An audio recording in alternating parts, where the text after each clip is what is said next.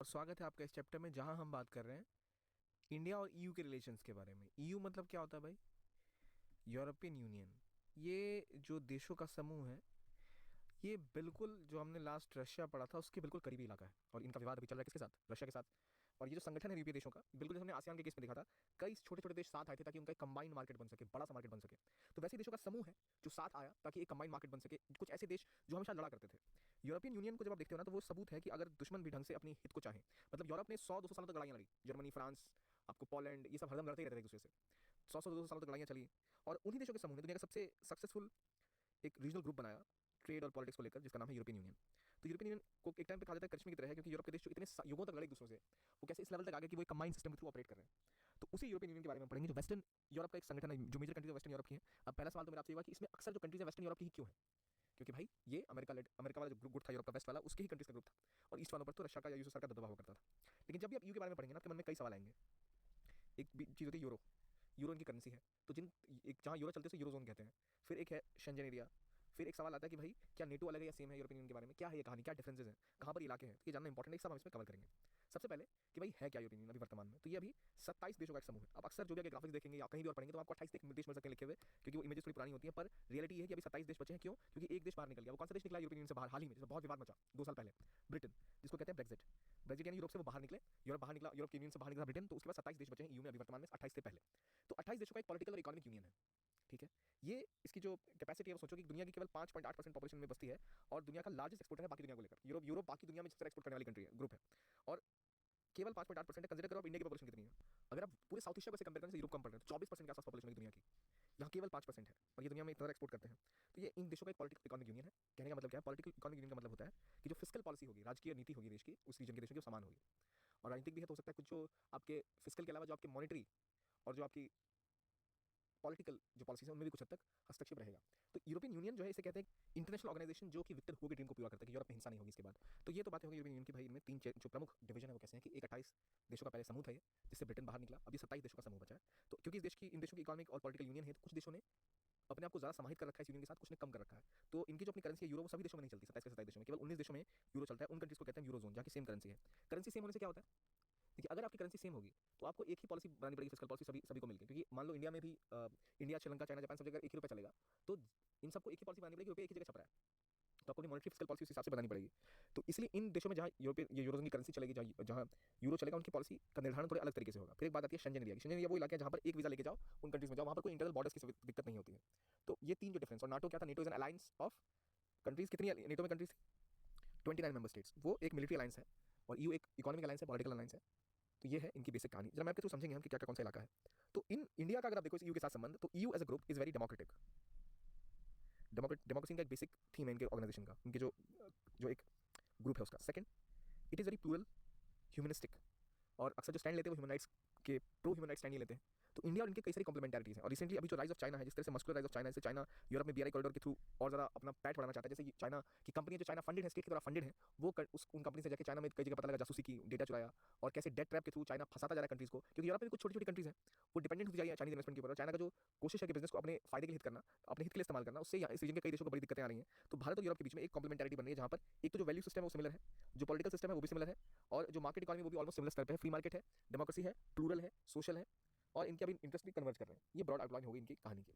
और हालांकि जब आप इंडिया और अमेरिका के रिश्तों को पढ़ते हैं तो कहते हैं लवलेस अरेंज मैरिज, कि भाई इतनी ज़्यादा चीज़ें मिलती हैं कि इनको साथ आना पड़ रहा है। लेकिन ये साथ तो आए हैं, इनके बीच में कोई प्यार मोहब्बत नहीं, जबरदस्ती का खींच रहे हैं, क्योंकि कोई एफटीए नहीं। हालांकि इंडिया का सेकंड लार्जेस्ट ट्रेडिंग पार्टनर है पिछले एक साल में। ये इंडिया का सेकंड लार्जेस्ट एक्सपोर्ट डेस्टिनेशन है यू। फिर भी आप देखो उतनी जितनी जितनी कैपेसिटी है ग्रो करने की, तो नहीं हो पा रही। अब फॉर कॉन्टेक्स्ट अगर मैं आपको बताऊं कि इंडिया के साथ एफटीए नहीं है, इंडिया लगातार कोशिश कर एफटीए बनाने के साथ बात नहीं बन रही। और अगर आप इसको एक और लेंस से देखो तो कंपेयर करो रशिया से, कहाँ आपका ट्रेड है भाई? कहाँ यहाँ पे आपके $116 बिलियन का ट्रेड है यूरोप के साथ, यूरोपियन यूनियन के साथ? रशिया के साथ कहीं तैरता नहीं है वो, उल्टा इंडिया हेल्प कर रहा है। तो ये कहानी है जहाँ देखा जा सकता है कि यूरोप में भी एक ऐसा पार्टनर बने जिसके ऊपर इंडिया रिलाई कर सके। लेकिन यूरोप की जो प्रॉब्लम है वो ये है कि वो इंटरनल मैटर्स में इंडिया से कमेंट करता है। फॉर एग्जाम्पल कश्मीर की बात कर लो, व्यापार में इंडिया को जो प्रेफरेंस देने से कतराता है। उनको बड़ा डर है इंडिया की जो ट्रेड पॉलिसी है, स्पेसिफिकली जो ओपन ट्रेड पॉलिसी इंडिया की, और जो एक कंपल्सरी लाइसेंसिंग का है कॉन्सेप्ट, इंडिया जो आईपीआर को लेकर पेटेंट रिजीम को लेकर काफी लिबरल है, उसके खिलाफ काफी दिक्कतें हैं। यूरोप की कई सारी बिग फार्मा कंपनी जो है, मतलब बड़ी बड़ी फार्मास्यूटिकल कंपनी, बिग फार्मा कहते हैं, उन्हें इंडियन कंपनी से बड़ा डर लगता है कि भाई इंडिया इंडिया की कंपनी सस्ती दवाइयां बना के हमारा मार्केट शेयर छीन रही है। तो इंडिया को ऐसे रूल्स बनाने चाहिए कि वो उसको स्ट्रांगली इंप्लीमेंट करे, जिससे कि हमारा जो पेटेंट है वो बचा रहे, कोई हमारी दवा ना बना सके। तो ये सब मुद्दे कुछ हैं जो हम डिटेल में आगे पढ़ेंगे। पहले देखते हैं जो रीजन की बात होगी, कौन कौन है। नेटो में 29 मेंबर है, 1949 में स्थापित हुई। ईयू जैसा आज आप देख रहे हो 1993 में, हालांकि 1951 से शुरू होता है, हम पढ़ेंगे एवोल्यूशन, लेकिन जो ईयू आप आज देख रहे हो 1993 में बने, इसके भी -1 करोड़, उसमें 27 कंट्रीज हैं इसकी पार्ट। शेंजन 26 और यूरोजोन में 19 कंट्रीज हैं। ये इनके एस्टैब्लिशमेंट ईयर है। क्या क्या किसका रूल है? सेम करेंसी, यानी इकोनॉमिक मोबिलिटी। शेंजन रीजन मतलब कैसी मोबिलिटी होगी? सोशल या फिजिकल मोबिलिटी। और अगर आप यूरोपियन यूनियन में देखो तो यहाँ पे गवर्नेंस एसिमुलेशन होगा। तो गवर्नेंस, मोबिलिटी और फाइनेंसिंग, तीनों के ऊपर फोकस करते हुए 3 ग्रुप्स हैं जो हमने अभी देखे। तो वही बात होगी, मॉनेटरी इधर, मोबिलिटी और इधर गवर्नेंस। और 2020 यहाँ से कौन निकला भाई? तो यूके निकल गया, 40 साल तक इनका मेंबर रहा। तो ये कंट्रीज भाई इनकी मेंबर है ईयू की। और याद रखिए शेंजन जो मैंने बोला, वो देश है जहाँ पर आप बिना वीजा के मूव कर सकते हो। इसमें कुछ ऐसी कंट्रीज हैं जो ईयू का पार्ट नहीं है, ईयू का पार्ट नहीं है लेकिन शेंजन का पार्ट है। और कुछ ऐसी कंट्रीज हैं जो ईयू का पार्ट तो है लेकिन शेंजन का पार्ट नहीं है, जिनकी अपनी स्ट्रिक्ट पॉलिसीज खुद को लेकर। इसलिए जब आप देखो ना शेंजन की आप 26 मेंबर कंट्रीज में कुछ कंट्रीज ऐसी हैं जो ईयू का पार्ट नहीं है। ठीक है, अभी देखिए शेंजन में आप देखो 26 कंट्रीज आपको दिखेंगी, कई सारी ईयू का पार्ट नहीं है। क्या पता तो कौन सी कंट्रीज होंगी जो ईयू का पार्ट नहीं होंगी? तो कई कंट्रीज हैं, जैसे कि आप बात करो नॉर्वे की, स्विट्जरलैंड की बात कर लो आप, तो स्विट्जरलैंड और जैसी कंट्रीज जो है वो आपकी यूरोपियन यूनियन का पार्ट नहीं है, लेकिन वो आपके शेंजन एरिया का पार्ट है। तो वो अलग अलग है। तो यहाँ याद रखिए कौन सी आपको लिस्ट, इसको गौर से देखना है, कौन सी कंट्री यूरोजोन का पार्ट है। अगर प्रीलिम्स में आता है तो उस हिसाब से एक नजर मार लो ताकि आइडिया लग जाए कौन सी कंट्री शेंजन एरिया का पार्ट है, यूरोपियन का पार्ट नहीं है। अब ब्रिटेन यूयू का पार्ट नहीं है, याद रखिए। तो जो कहानी वैसी है, सिंगल मार्केट 28 कंट्रीज का, जिसमें कि आपके लोग और गुड्स और सर्विसेज कैपिटल मूव कर पाए, जिसमें कि आइसलैंड, नॉर्वे और जो लाइकेंटीन है, ये कई सारे रूल्स फॉलो करते हैं। फिर शेंजन है 26 कंट्रीज हैं, जिनमें कुछ नॉन यू मेंबर्स हैं और कुछ यू मेंबर्स नहीं है। फिर एक यूरोजोन है जो 19 कंट्रीज का जो सिंगल करेंसी यूज करते हैं। तो ये बड़ा अच्छा मैप है जहाँ आप देख सकते हो कि भाई ये यू कंट्रीज हैं, ये शेंजन कंट्रीज हैं, और ये बाहर वाली हैं जो शेंजन कंट्रीज हैं लेकिन यू का पार्ट नहीं है। ये यू की कंट्रीज हैं जो शेंजन की पार्ट नहीं है। यू के तो हटा ही दो, यानी Romania, Bulgaria, Croatia, Cyprus, Ireland, ये सब यू का पार्ट है लेकिन ये शेंजन का पार्ट नहीं है। और ये शेंजन का पार्ट है लेकिन यू का पार्ट नहीं है। तो बस ये जो आपके 4 और इधर आपके 5 9 कंट्रीज है, इनको जरा देख लो ताकि आपके दिमाग में आ जाए कि Switzerland is it part of EU? No it is not. Is it part of Schengen? Yes it is. Is Bulgaria part of Schengen? No it is not. It is part of EU? Yes it is. तो जो expansion हुआ उसमें आपको eastern Europe की countries बीच में सम्मिलित हुई, लेकिन आपकी कई सारी कंट्रीज अभी भी शेंजन का पार्ट नहीं है। तो अब देखते हैं क्या कहानी कैसे शुरू हुई इंडिया और यू के रिलेशंस की। लेकिन उससे पहले एक काम करें, एक काम जरा देखें यू का जो डेवलपमेंट हमें वो जरा देखते हैं कि कहाँ से शुरू हुआ, कैसे ये डेवलप हुआ। एक बार जाते हैं यूरोप के मैप के ऊपर। तो इस मैप पे आता है रंग बिरंगा सा थोड़ा। तो मुझे बताइए क्या लगता है आपको, कैसे यूरोप की जो दुविधा थी इसके बीच में यूरोप में कैसे एक संगठन बनना शुरू हुआ हो? तो यहाँ गौर करिएगा, सबसे पहले 1951 में एक एग्रीमेंट होता है, ट्रीटी ऑफ पेरिस, जिसके अंदर ट्रीटी ऑफ पेरिस के अंदर क्या स्थापित किया जाता है? ट्रीटी ऑफ पेरिस होती है जिसके अंदर European coal and steel community को स्टैब्लिश किया जाता है, European coal and steel community को, ताकि जो इस रीजन में जहाँ पर कोल है और जो स्टील है वहाँ पर उनके बीच में और हथियार ना बने, बम बारूद ना बने और हिंसा ना फैले। क्योंकि इससे पहले वर्ल्ड वॉर 2 हुआ है जहाँ पे जर्मनी, फ्रांस, ब्रिटेन लड़ के तबाह हो गई है। तो इसमें 1951 में जो ट्रीटी ऑफ पेरिस हुआ जहाँ पे European coal and steel corporation बना था, इस यूरोपियन स्टील कॉर्पोरेशन में 6 मेंबर्स थे, 6 मेंबर्स। इस 6 मेंबर में क्या ब्रिटेन था? तो नहीं था। क्वेश्चन ऐसे आपसे आ सकता है। इसमें बेल्जियम था, फ्रांस था, western Germany, Italy, Luxembourg and Netherlands. Western Germany क्यों? क्योंकि ईस्टर्न जर्मनी उस टाइम यूएसएसआर के कब्जे में था। मैं रिपीट कर रहा हूँ, जो पहला 1951 में ट्रीटी ऑफ पेरिस हुआ था जिसके अंदर आपका क्या स्थापित हुआ? European coal and steel community. इसके अंदर आपकी कौन कौन सी कंट्री थी? बेल्जियम। मैप में देखते हैं बेल्जियम कहाँ है। बेल्जियम यहाँ है, मैं इंक जरा बदलूँ, ये बेल्जियम है, ये फ्रांस है, ठीक है, नीदरलैंड्स और 2 कंट्री 3 कंट्री और कौन कौन सी थी नीदरलैंड्स के अलावा? लग्जमबर्ग, इटली, इटली आपका लग्जमबर्ग, और एक आपका वेस्टर्न जर्मनी का पार्ट, ठीक है। तो ये और ये आपका नीदरलैंड, तो ये सारी कंट्रीज ने मिलकर पहले आपको पहले क्या बनाया? European economic coal and steel community. तो इस रीजन में ही अक्सर बहुत सारा कोल और स्टील मिलता था, ये कंट्रीज साथ है। 1957 में इनको लगा कि हमें और ज़्यादा करीब आना चाहिए, तो 1957 में ये आके बनाते हैं एक, करते हैं ट्रीटी ऑफ रोम, जिसके अंदर बनाते हैं कि European economic community, European economic community. इससे पहले 1951 में क्या था? क्या था 1951 में? ट्रीटी ऑफ रोम हुआ था, उसके अंदर स्थापित हुई थी क्या? European coal and steel community. Coal and steel community हटा के 1957 में एक यूरोपियन इकोनॉमिक कम्युनिटी बनी, जो हुई थी अंडर ट्रीटी ऑफ रोम। और इसी के अंदर आप यूरेटम भी बना था, यूरोपियन एटॉमिक एनर्जी कम्युनिटी। और ये 6 कंट्रीज जो थी यही वाली, इन सब ने अपने आपस में क्या किया? एक फ्री मार्केट, कॉमन मार्केट बना दिया। कॉमन मार्केट यहाँ पे बन के खड़ा हो गया इन कंट्रीज के बीच में। फिर 10 साल का जंप लेते हैं ये लोग, 1967 में जाते हैं। 1967 में क्या होता है? ये जो कम्युनिटीज बनी थी पहले, यानी यूरोपियन आपकी कोल एंड स्टील कम्युनिटी, जो यूरोपियन इकोनॉमिक कम्युनिटी और यूरोपियन एटॉमिक एनर्जी कम्युनिटी, ये सब जो बनी थी तीनों, इन तीनों को मर्ज करके एक सिंगल ऑर्गेनाइजेशन बनाते हैं, जिसका नाम होता है economic community, EC, economic community. इसके अंदर एक सिंगल कमीशन होता है, एक सिंगल काउंसिल ऑफ मेंबर होता है, और एक बॉडी बनती है जहां स्थापना होती है इस चीज़ की, तो यूरोपियन पार्लियामेंट की। तो 1967 में यूरोपियन पार्लियामेंट बनता है, और 1979 में फिर आप इससे 12 साल आगे जाओ तो यूरोपियन पार्लियामेंट को नेशनल पार्लियामेंट जरा सेलेक्ट किया जाता है। 1979 में पहली बार इलेक्शन होते हैं, और उसके बाद से हर 5 साल ये इलेक्शन होते चले जाते हैं। 1979 की बात कर रहा हूँ। फिर आगे बढ़ो तो 1993 में एक सिंगल मार्केट बनाया जाता है 4 तरह की आज़ादियों के साथ, इन 1993 विद 4 फ्रीडम्स। क्या 4 फ्रीडम्स होनी चाहिए? Freedoms of goods, services, people and money. ये बन के आता है, इसे हम कहते हैं treaty of Maastricht on European Union. जिसके बाद हम आज जो देख रहे हैं, जो आज फॉरेन पॉलिसी, डिफेंस पॉलिसी, हर जगह जो एक साथ जुडिशियल हो, इंटरनल अफेयर्स हो, वो जो इंटीग्रेशन हुआ इसकी वजह से हुआ, और इसकी वजह से स्थापना होती है ईयू की। उस समय ईयू और ईसी दोनों स्टैंड कर रहे थे। 1995 में आपका ऑस्ट्रिया, फिनलैंड और स्वीडन इसको ज्वाइन करता है। 1995 में कौन कौन ज्वाइन करते हैं इसको? ऑस्ट्रिया, कहाँ पर ऑस्ट्रिया? ये ऑस्ट्रिया है। ऑस्ट्रिया के अलावा आपको कौन कौन सी कंट्रीज को ज्वाइन कर रही है? ऑस्ट्रिया के अलावा फिनलैंड और स्वीडन इसको ज्वाइन करते हैं। तो मेंबरशिप बढ़ जाती है 15 के आसपास। जब ये बन रहा है ट्रीटी ऑफ मैस्ट्रिक्ट हुआ, जिसके अंदर क्या बात हुई, 4 तरीके freedom, freedom of people, freedom of goods, freedom of services, freedom of money, ये दी जाएगी। इसके बाद आपका एक्सटेंशन एम्स्टरडम में भी होता है, जहाँ बात करते हैं कि हम ईस्टवर्ड भी इसको एक्सपेंशन करेंगे और यूरोजोन क्रिएट होता है 1999 में, 1999 में क्रिएट अ यूरोजोन। यूरोजोन में क्या होता है कि करेंसी यूज होगी और एक करेंसी चलेगी यूरो की, और इसके बाद पहली बार एक यूनिट एक्सचेंज बन जाता है ऑल यू मेंबर के बीच, छोड़ के 3 कंट्रीज को, डेनमार्क, स्वीडन और यूके को छोड़ के।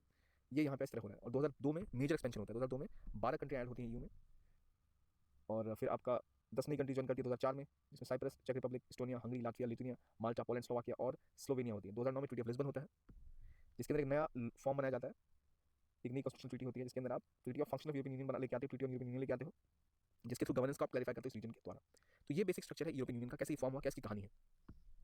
अब एक सवाल बनता है कि पहली बार यूरोपियन यूनियन में एक्सपेंशन कब हुआ था, जिसमें देखा पहले 6 कंट्रीज थी, तो पहला एक्सपेंशन 1973 में होता है, जहाँ पे कुछ नई कंट्रीज में ऐड होते हैं, जिसमें आपकी कौन सी कंट्रीज ऐड हुई थी, ब्रिटेन, डेनमार्क प्लस आयरलैंड, और जो अभी ब्रिटेन जिसमें बाहर निकल गया है। तो पहला एक्सपेंशन में जो इसमें जुड़ी थी 6 कंट्रीज के बाद 6 3 9 जब हुई थी इनिशियली, उनमें से जो मेजर कंट्री थी वही एग्जिट कर चुकी है, और ब्रिटेन। तो इस तरह से पहले हो ही रहा था कि ईयू इतना स्ट्रांग बन रहा था कि अमेरिका की इकोनॉमिक हेजेमनी को भी काउंटर कर रहा था। यूरोप में 2 तरह के देश माने जाते हैं, एक यूएस फोबिक और यूएस फिलिक। तो अमेरिका का हमेशा क्लोज अलाइ ब्रिटेन है, तो वो चाहते थे कि ब्रिटेन यहाँ पर रहे, जिनसे उनका वर्चस्व बना रहे, अमेरिका के पास एक स्थिति रहे जहाँ चीज़ों को बैलेंस कर सके। तो इस तरह जब यूरोपियन यूनियन खड़ा भी हुआ, जो हेल्प अमेरिका ने की थी, उसके बावजूद जो ग्रोथ है उसमें वो चाहता था कि हमारा स्ट्रक्चर रहे, और इसलिए जो स्ट्रक्चर भी फॉर्म हो रहा है इस तरह से फॉर्म हो रहा है। मैं रिपीट दोबारा करता हूँ एक बार, स्ट्रक्चर कैसे कैसे बना, मुझे बताइए। सबसे पहले क्या बना, European coal and steel community बनी 6 देशों के बीच। कब बनी थी ये बनी थी 1951 में, किस ट्रीटी के अंदर, अंडर ट्रीटी ऑफ रोम। अगली ट्रीटी कौन सी, treaty of Paris, sorry treaty of Paris. Paris की ट्रीटी हुई 1951 में, क्या बना आपका, European coal and steel community. 1957 में कौन सी ट्रीटी होती है, रोम की, इसके अंदर आपका बनता है क्या, European economic community and European atomic energy community. 1967 में फिर आप देखते हो जो 3 कम्युनिटीज थी इनको मर्ज करके यूरोपियन कम्युनिटी बनती है, 1967 यूरोपियन कम्युनिटी बनती है। और फिर आप देखते हो 1967 में जब इनका मर्जर हुआ था 1967 में, इसके बाद पहला एक्सपेंशन 1973 में, जिसमें कौन कौन आया, तो ब्रिटेन, आयरलैंड, डेनमार्क। फिर 1981 में, 1986 में एक्सपेंशन होता चला गया, इसकी मेंबरशिप बढ़ती चली गई। लेकिन पहली बार जो यूरोप यूनियन से बाहर निकला उस देश का नाम था ब्रिटेन, जो ब्रेक्जिट काफी प्रचलित हुआ। तो ये स्ट्रक्चर था इसको फॉर्म करने का। अब बात आती है मेजर बॉडीज कौन कौन सी हैं यूरोप में। तो जो इनका सिस्टम है उसमें पहले आता है काउंसिल ऑफ मिनिस्टर्स, या फिर जिसे आप काउंसिल ऑफ मिनिस्टर्स कह सकते हैं, COM, या काउंसिल ऑफ EU भी कह सकते हैं। ये इनकी डिसीजन मेकिंग ब्रांच है, जिसमें 27 जो मेंबर स्टेट्स हैं उनकी असेंबलीज होती है, उनकी प्रेसिडेंसी होती है काउंसिल में, और वो रोटेट होती है आपस में। जो भी डिसीजन लिया जाता है वो यूनानिमस एग्रीमेंट के थ्रू लिया जाता है काउंसिल ऑफ मिनिस्टर्स में, सब EU काउंसिल भी कह सकते हैं। हर देश डिफाइन कर सकता है national interest in the council, और ये एक मिनिस्ट्रियल लेवल बॉडी है जो कि पॉलिसी मेकिंग करती है, फंक्शंस करती है, लेजिस्लेटिव फंक्शंस करती है। सब काम है किसका, आपके काउंसिल ऑफ EU का या फिर काउंसिल ऑफ मिनिस्टर्स का। कहां पर, यूरोपियन। फिर एक यूरोपियन काउंसिल है, मैंने ऊपर क्या बोला था, वो था काउंसिल ऑफ EU, यह है यूरोपियन काउंसिल। यूरोपियन काउंसिल में क्या होता है, जो देशों के राष्ट्रपति या प्रधानमंत्री हैं, जो मेंबर कंट्री उनका एक एक, और वो सब उनके फॉरेन मिनिस्टर, और एक परमानेंट फुल टाइम जो मेंबर होता है वो सब मिलकर इसका प्रेसिडेंट होता है इकोनॉमिक काउंसिल का, वो बैठते हैं 4 बार बैठते हैं एक साल में, ताकि वो लीडरशिप दे पाए, वो बता पाए कि भाई किस तरह हमें पॉलिसी मेकिंग करनी है। तो ये हेड ऑफ द स्टेट्स वगैरह मिलकर साथ बैठते हैं, ये है यूरोपियन काउंसिल। फिर तीसरा है यूरोपियन कमीशन। यूरोपियन कमीशन का मेजरली काम ये होता है, इसके अलावा 20,000 स्टाफ है इसके अंदर, और ये जो लेजिस्लेशन का काम होता है कि जो कानून बनाने का काम होता है वो ये देखिए यूरोपियन यूनियन के अंदर कौन देखता है सब काम, वो देखता है यूरोपियन कमीशन, जो कि ब्रुसेल्स में है। और जो मेजर विवाद हुआ था ब्रिटेन के निकलने का, वो इसके ऊपर होता है कि जो यूरोपियन कमीशन है इसके पास जो ब्यूरोक्रेटिक पावर है, इसके पास जो एग्जीक्यूटिव पावर है, तो उनका कहना था कि भाई हमारे देश की जनता ने इसको चुन के भेजा, उसकी जगह कोई ऑफिसर यूरोप का जाके बैठ के पॉलिसी बना रहा है, उसके तहत हमें अपनी इकोनॉमी की पॉलिसी और जो हम देख रहे हैं उसे देखना पड़ेगा, हम क्यों से, हमें नहीं सुननी सोलह नहीं माननी हमारी स्वायत्ता, क्योंकि अमेरिका में तो, ब्रिटेन में तो संसद ही सुप्रीम है। सो इन्होंने अपने आपको पीछे खींच लिया। तो ये मेन कहानी यूरोपियन कमीशन वालों की थी। फिर एक है यूरोपियन पार्लियामेंट जो स्ट्रैसबर्ग में है। फिर एक है council of justice for European union जो लक्समबर्ग में है, जो EU लॉ को देखता है और देखता है कैसे चीजें अप्लाई होती हैं। तो ये सारी चीजें मेजर इंस्टीट्यूशन है जो हमने EU के बारे में देखे। फिर से रिपीट कर देता हूँ एक बार, काउंसिल ऑफ मिनिस्टर्स या काउंसिल ऑफ EU, दूसरा यूरोपियन काउंसिल जिसमें प्राइम मिनिस्टर प्रेसिडेंट वगैरह बैठते हैं, तीसरा आपका यूरोपियन पार्लियामेंट, पार्लियामेंट वाला समझ रहे हो, फिर एक court of justice of European union, CJEU, court of justice of European union. और ये आपके मेजर जो इंस्टीट्यूशनल जो बॉडीज हैं जो हमने देखा यूरोपियन यूनियन की, जो ऑपरेट करते हैं, किन तरह के जोन है, किस तरह का डिफरेंस है, ये हमने समझा। अब एक चीज़ ज़रा देखेंगे कि अगर आप गौर करो, इन कंट्रीज के जस्ट बाद कौन है, रशिया। रशिया के पास इन कंट्रीज की इकोनॉमी ग्रो हुई, इनकी स्ट्रॉन्ग स्ट्रेंथ बढ़ती चली गई। रशिया को कैसा लगेगा, बड़ा मजा आएगा देखते हुए, नहीं, क्योंकि ये कंट्री इकोनॉमिकली प्रॉस्परस हो रही है, और धीरे धीरे जब वेस्ट की कंट्रीज 60-70 में स्ट्रॉन्ग होनी शुरू हुई, तो ईस्टर्न यूरोपियन की भी कुछ कंट्रीज चाहती थी कि हमें भी ऐसा इकोनॉमिक ग्रोथ मिले, ऐसी संभावना मिले, तो वो भी इस तरफ खींची चली आ रही थी। तो इसलिए रशिया को हमेशा से एक समस्या थी इस रीजन से, और ये ग्रोथ इस वजह से हमेशा यूरोप तल्ख में रहता है। यूरोप की जो मेजर डिमांड है गैस की वहीं से आती है, और अब जब नॉर्थ स्ट्रीम टूटा पड़ा है और अमेरिका रशिया के ऊपर सैंक्शन लगाया जा रहा है, और रशिया ने यूक्रेन के इलाकों को कैप्चर भी कर रखा है, तो एक बड़ी भयावह स्थिति भारत में बनकर उपनती हुई दिखती है।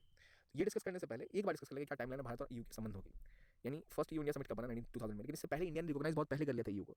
2000 में पहला एक हमारा बायलैटरल समिट होता है, और उसी के ऊपर एक साइंस एंड टेक कॉर्पोरेशन का MOU साइन करते हैं। फिर 2005 में स्ट्रेटेजिक पार्टनरशिप को इंप्लीमेंट करने की बात हुई, 2004 में इंडिया को स्ट्रेटेजिक पार्टनरशिप का खिताब दिया जाता है या दर्जा दिया जाता है। फिर लगातार साल बाय साल मल्टीलिंगुअलिज्म हो, यूरोपियन इन्वेस्टमेंट का लोन हो, इस तरह से चीज़ें एक्सपेंड करती चली जाती है इंडिया और EU के रिलेशंस के बीच में। लेकिन मुद्दा sanitary phytosanitary measures, economic indices, democracy, human rights, इसी के आसपास बातें घूमती रहती हैं।